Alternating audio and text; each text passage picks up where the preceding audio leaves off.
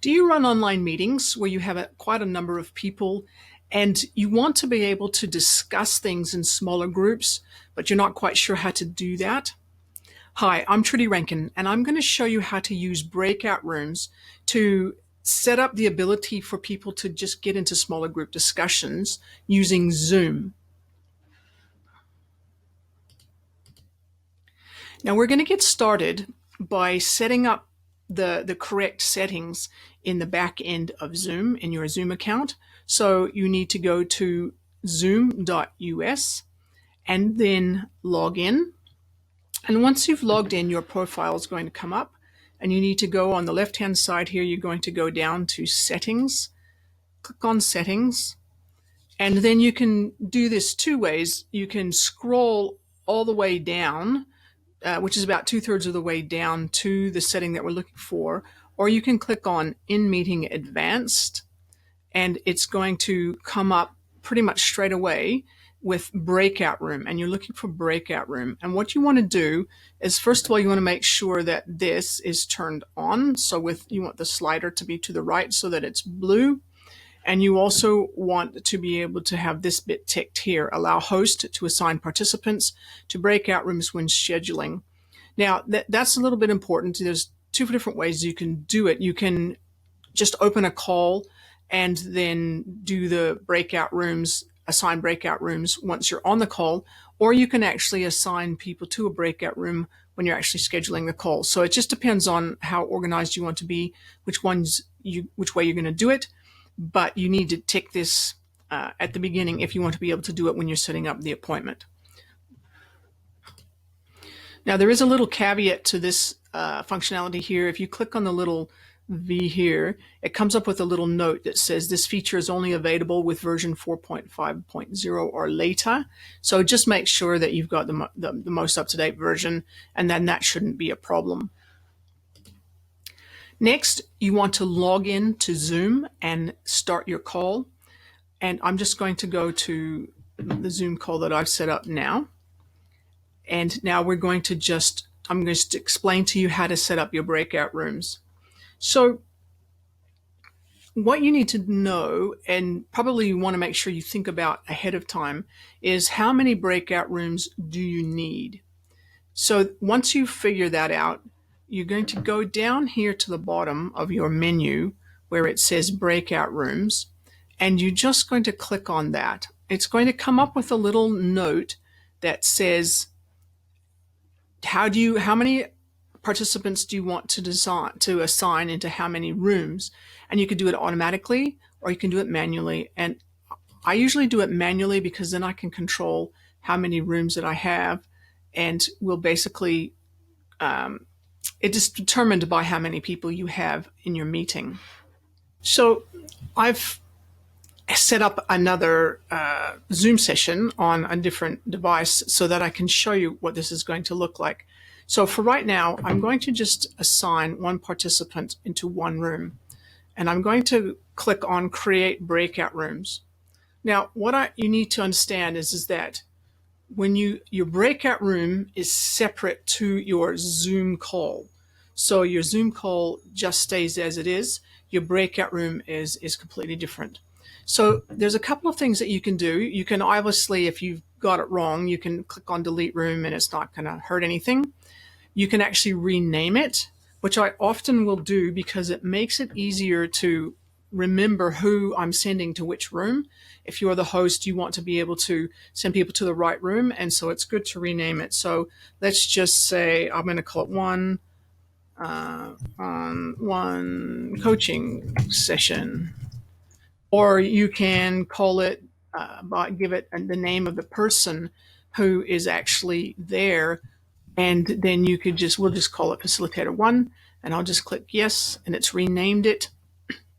Now, what you can do now is then you can click assign, and the name of the person who will come, you can have, if there's a number of people on the call, their names will come up, but I can now click assign, and it's going to assign my other device to that room. Now, if you want to add a room, you can add a room.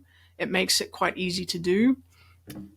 And so if I click on add a room, I can add a second breakout room, and I can choose to delete that room. I can also click on options here. Gives you some things that you can do just to make it easier. So you can move all participants into breakout rooms automatically. Now, this is really important. You have to decide whether you want the participants to return to the main session at any time, or whether you want them to stay in that breakout room until a certain amount of time has passed. So you can also click on breakout rooms close automatically after a certain number of minutes, and you can set the number of minutes. So if I clicked on that, then you can set the number of minutes that is. That can be really, really, really useful if you've got groups where people are going to just keep talking and talking and talking, and they'll forget to pay attention to the time, and you need them back in the main meeting. So you can actually say to them, basically you could set it up automatically so that they have like 5 minutes to discuss something, or 10 minutes or whatever, or half an hour. And then they'll get if you keep this one ticked, it'll give them a little message saying when their time is up, and it'll give them a little bit of a countdown, and you can basically then bring them back into the main meeting. So, and it's useful having this countdown, because if you're facilitating a discussion, you don't want to just suddenly have them mid-sentence shuffled back into the main room.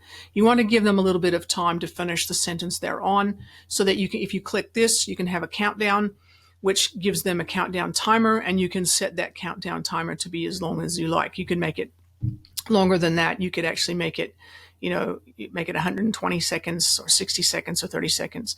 60 seconds is usually fine, gives people just enough time to finish what they're saying and then come back across. So you do want to be able to think about these things and decide what you want, but that's in the options section here.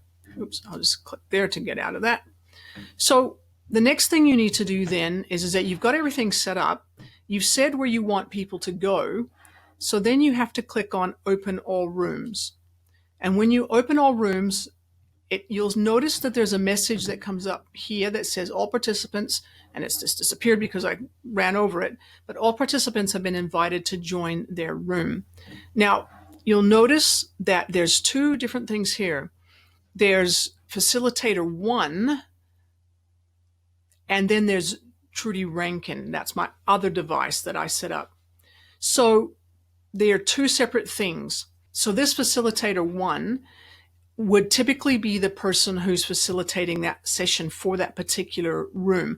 And they have to click join in order to be able to join the room and to be able to do that. Now, what the other persons, the people who are being assigned to a room, are going to see will be something slightly different the first time. So the person being invited to the breakout session is going to receive an invitation, and they have a choice between clicking on, go to the breakout room, or later, so they can choose which they want to do. But if they click on, join the breakout session or join the breakout room, it will take them into the other room. Now, there's something really important that you need to understand if you're facilitating a breakout room session, or if you're the one who's hosting the whole meeting, and that is that when you're in those breakout sessions, those breakout sessions are not being recorded as part of the whole meeting. So if you're recording the whole thing, those breakout sessions aren't being recorded. And if you do want them to be recorded, you do need to actually record them separately. And you can do that one of two ways. The facilitator can either click a button to click the record button, and there'll be a message come up that says, please ask the meeting host for permission to do this. Or before everything's been set up to go out into the breakout rooms, you as the overall facilitator can make each of the facilitators a co-host, so that they've got the ability to start recording once they get into their sessions. So you just have to know that that's the case, and that you do have to do a little bit of setup beforehand in order to make sure that you're recording everything. Now you're going to choose not to record. If you don't want to record anything, you don't have to. Sometimes you want to have private discussions that aren't recorded, so that you're able to people can just talk about whatever they want and feel comfortable and confident in being able to do that. Now another thing to note is that when you're ready for everybody to come back, we've already talked a little bit about whether you want people to be able to come back whenever they want to or whatever, or whether you want to bring them back after a certain amount of time. I'm going to pretend that I'm facilitator 1 and I'm going to join. I'm going to click join and I'm going to join that group. So if I am the overall facilitator of the whole group, I can actually join these breakout rooms as well. So I can join them. I can give them a little bit of a message, and just basically participate if I want. But when I'm ready to leave, the way you do that is you go down here to this blue button here on the right hand side and you click leave room. And it gives you the option of ending the meeting for all, of leaving the meeting, or of leaving the breakout room. So you're going to click on leave breakout room and it's going to take you back, and you'll notice that it's got a notice saying that you're returning to the main session, and it will pop you back into the main session. So you've got the ability to control how you move around in between these breakout rooms. Now let's just say, if we're going to click on breakout rooms again, you can also broadcast a message to all. You can just type in something like, say, hey, please wrap it up in 1 minute. And you can broadcast that, and that will go out as a message in the chat to everyone who is in the breakout rooms. Or, as I said, if you've set it up so that you want people to finish up, you can click on close all rooms, and it says all participants have been given 60 seconds to leave their breakout rooms. So let's say you didn't set it up so that it automatically closed, but you're waiting for things to happen and they haven't, or something's gone wrong, and you're really looking for ways of just bringing people back, and you don't want to have to go into each individual breakout room and tell them to stop. You can actually click on that button and stop. Once everybody comes back in, you'll notice that your screen, your control screen here has come back to the way it was before. You notice that people have come back. You still have your same room, but there's really nobody in it at the moment. And one of the things that you might want to do, you also notice that the room's not open. So if you want to send people to a breakout room, bring them back in, and then you want to send them back out into a room again, you can click on open all rooms again, and it will allow them to join again. So I'm going to show you this because the message that the person who's going to go to this room, being invited to this room, is going to be a little bit different than it is the first time.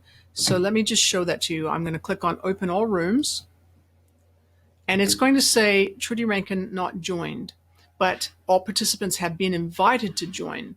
So let me show you the message that is showing on my other device, or that people who had been invited would see.